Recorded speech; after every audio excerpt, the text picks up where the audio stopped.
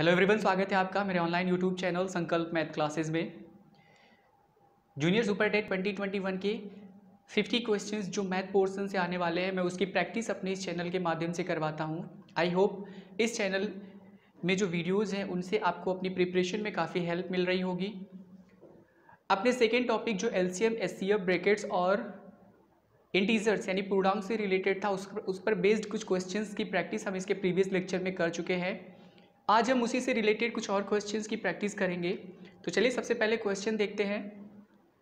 Question है, अमित, सुचेता और नीति एक वृत्ताकार रास्ते के गिर्द एक ही बिंदु से एक साथ दौड़ना आरंभ करते हैं तथा क्रमशः 18, 24 और 32 सेकंड में एक चक्कर पूरा करते हैं।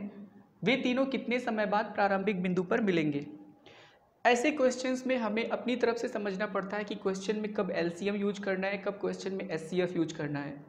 तो देखिए, कुछ इस तरीके से अगर सेंस निकले कि कोई एक ऐसी चीज़ पूछे या किसी एक ऐसी संख्या के बारे में हमसे पूछा जाए जो दी गई सभी संख्याओं से पूरी तरीके से डिविजिबल है यानी कट रही हो, तो ऐसे क्वेश्चन में हम एलसीएम अटेम्प्ट करते हैं। और अगर सेंस ऑफ क्वेश्चन कुछ इस तरीके से निकले कि दी गई संख्याओं को, वो संख्या जो आंसर के रूप में हमें निकालनी है, वो संख्या दी गई संख्याओं को पूरी तरीके से कैंसिल करें, इन सेंस के आधार पर हम एचसीएफ निकालेंगे। तो इस तरीके से सेंस को देखकर, क्वेश्चन के सेंस को देखकर हम एलसीएम और एचसीएफ के बारे में निर्णय लेंगे और फिर उसके बाद क्वेश्चन को सॉल्व करेंगे।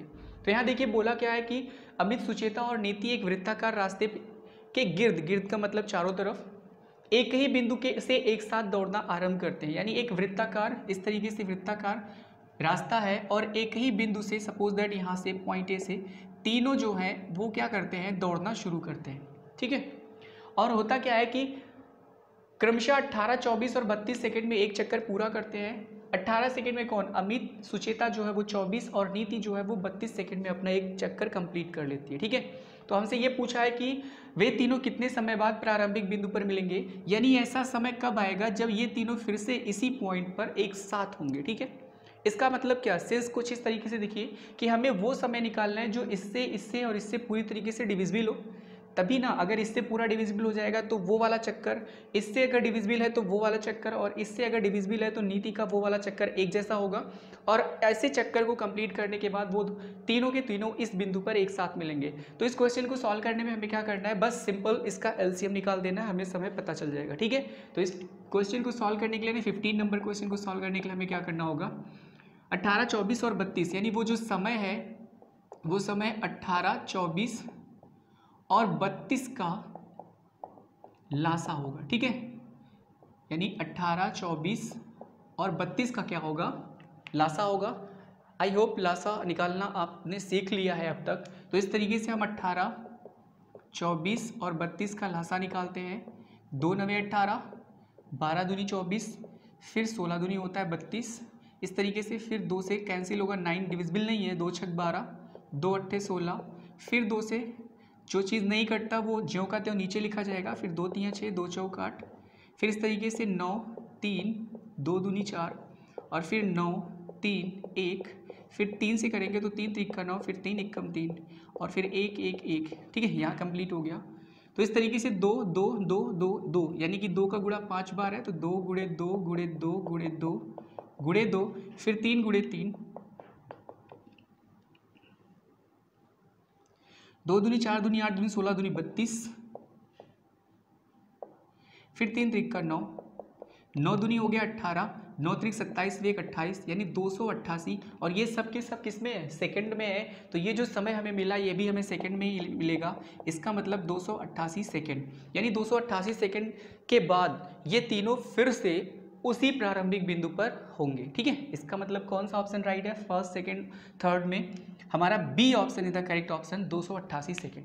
आई होप आपको चीज़ें समझ में आ रही होंगी। ठीक है, चलिए नेक्स्ट क्वेश्चन देखते हैं। पत्थरों के एक ढेर को क्रमशः 32, 40 और 72 के ढेर बनाने पर 10, 18 तथा 50 पत्थर शेष बचते हैं। इस ढेर में कम से कम कितने पत्थर हैं?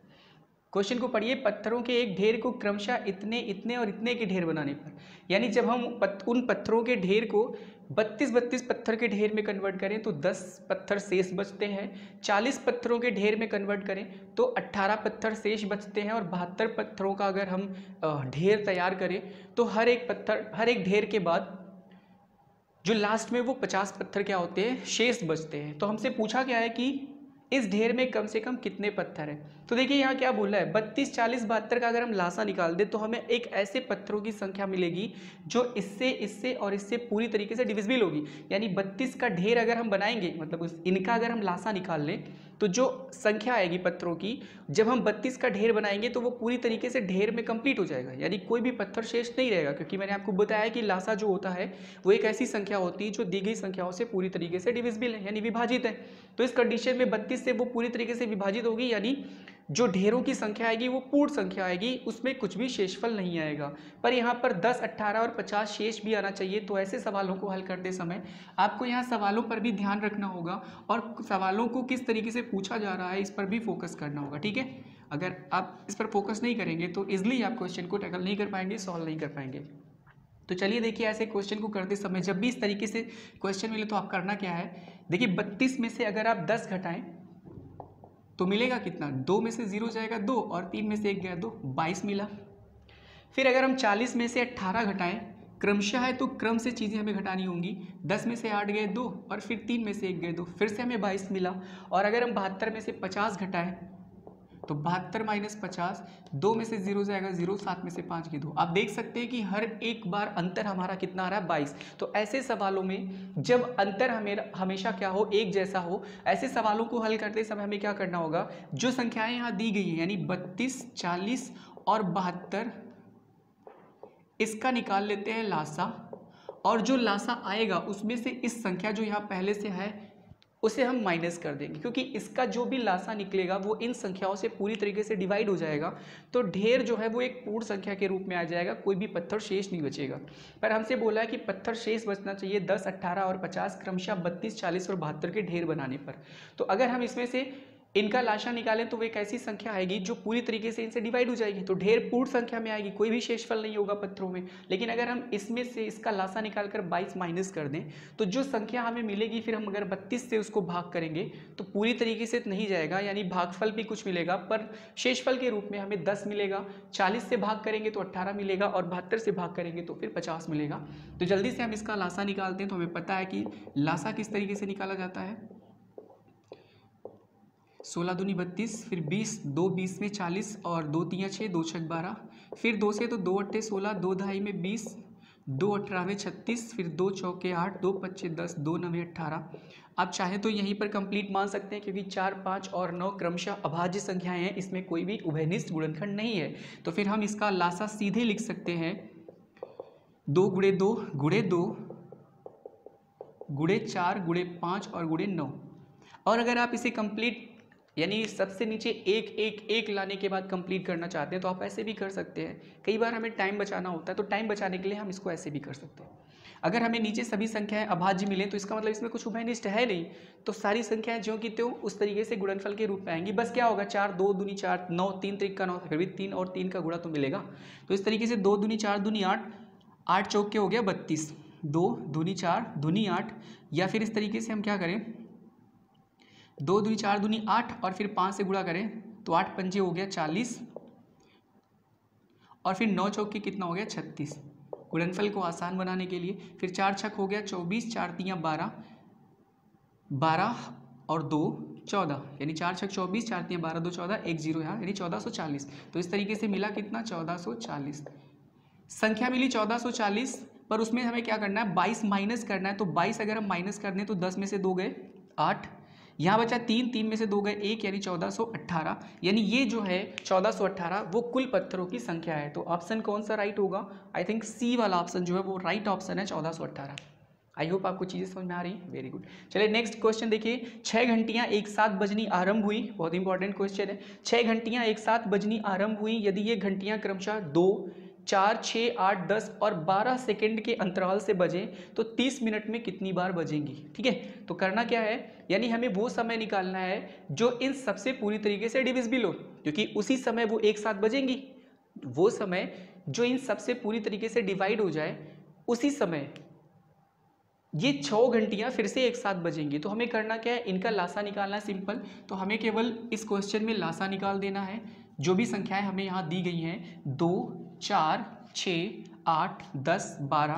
तो हम करते क्या है 2, 4, 6, 8, 10 और 12 का लासा निकाल लें। जितनी भी संख्या है उस तरीके से भाग विधि से हम लासा बहुत आसानी से निकाल सकते हैं। 2 से सब कट जाएंगे, 2 एक कम 2, 2 दूनी 4, 2 तियाँ 6, 2 चौका 8, 2 पच्चे 10, 2 छक 12। फिर 2 एक कम 2, 3 नहीं कटेगा, 2 दूनी 4, 5 नहीं कटेगा, 2 तियाँ 6,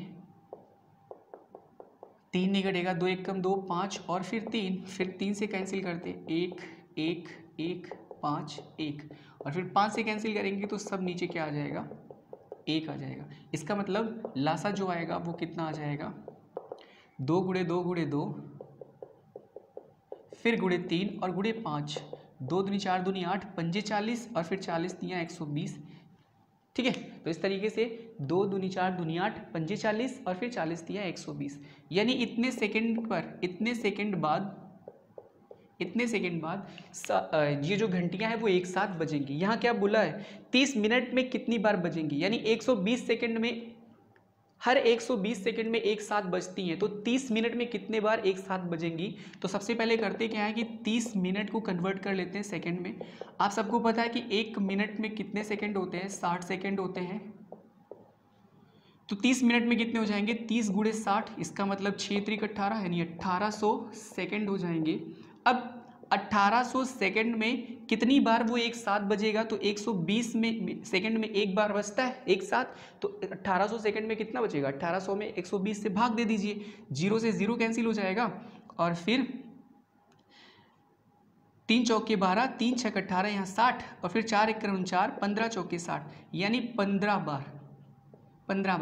पर एक चीज़ याद रखिएगा, ऐसे सवालों में 15 बार इसने बोल दिया, आंसर तो 15 बार आया है, पर देखिए एक बार शुरुआत में 2, 4, 6, 8, 10, 12 सेकंड पर जब भी बजा होगा तो एक बार शुरुआत में सारे 6 घंटियां जो एक साथ बज चुकी होंगी, उसके बाद हर 120 सेकंड पे एक साथ बज रही हैं। इसका मतलब 15 बार तो 30 मिनट में होगा, लेकिन जो शुरुआत में एक साथ बज गए हैं वो इसमें काउंट नहीं है। तो इसमें हम करते क्या है कि इसमें एक जोड़ देते हैं जो शुरुआत में बजा हुआ है, इसका मतलब टोटल कितनी बार बजा, 16 बार। ऐसे सवालों में हमेशा जितना आएगा उसमें एक जोड़ दीजिएगा, उतनी बार बजेगा।